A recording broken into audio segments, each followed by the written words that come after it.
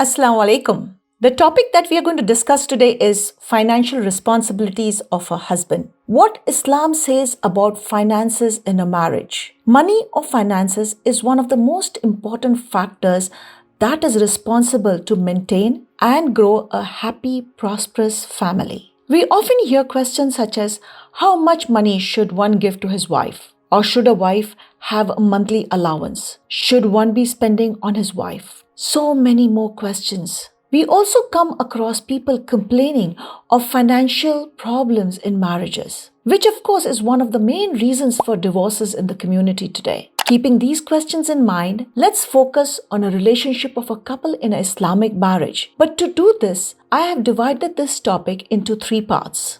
Part 1. What are the financial responsibilities of a husband? Part 2. What are the financial responsibilities of a wife? Part 3 will be questions related to finance. Questions like, should we have a shared bank account? Who pays for the wife's commuting cost to her job if she's working? What standard of living do the children and the wife deserve? Who pays for the childcare when the wife goes to work?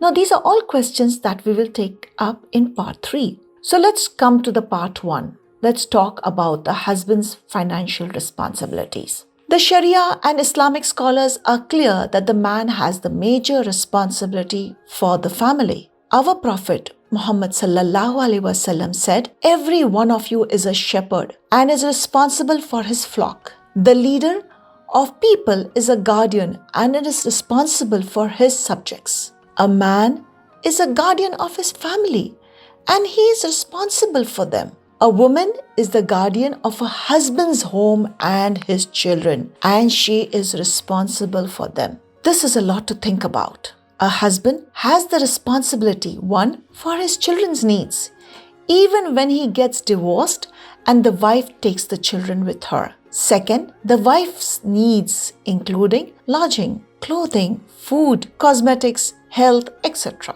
And 3, when his parents get old, his parents' needs. Please bear in mind, I said needs and not wants. There is a big difference between these two words, needs and wants. And this is very important to note. As mentioned in the Quran, Surah Al-Baqarah, verse 233. But the father of the child shall bear the cost of the mother's food and clothing on a reasonable basis.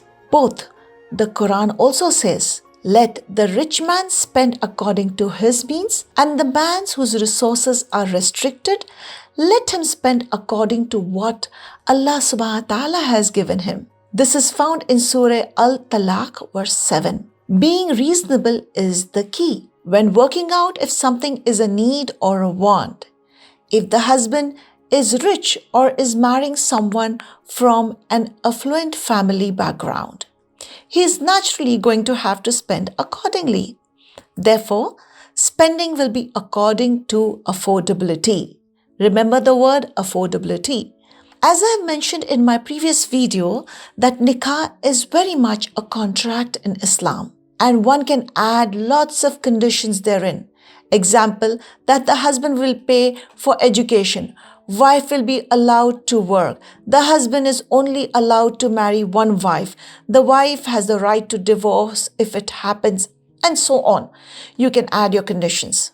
My advice is to keep the contract as simple as possible without getting very legal. It is also not really in the spirit of the religion, as most of us, marriage is a trust. As mentioned in the Quran, in Surah Al-Nisa, verse 34, men are responsible for the women because Allah has made one of them to excel the other, and because they spend to support them from their means. What this verse simply implies is that men must look after and protect their wives physically and financially, and are also responsible for them. The wife has committed herself to the husband and entrusted herself to him. So that's the least that she deserves. In fact, this is so important that our Prophet Muhammad sallallahu alaihi wasallam emphasized it in his farewell sermon when he said, "Fear Allah concerning the women. Indeed, you have taken them on the security of Allah, and intercourse with them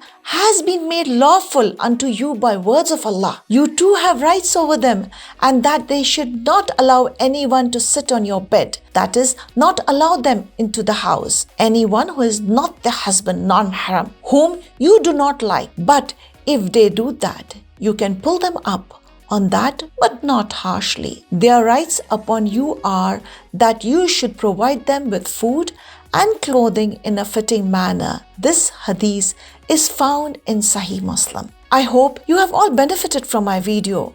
Please do not forget to subscribe to my channel and press the bell icon so you are notified of my next video. Have a blessed day.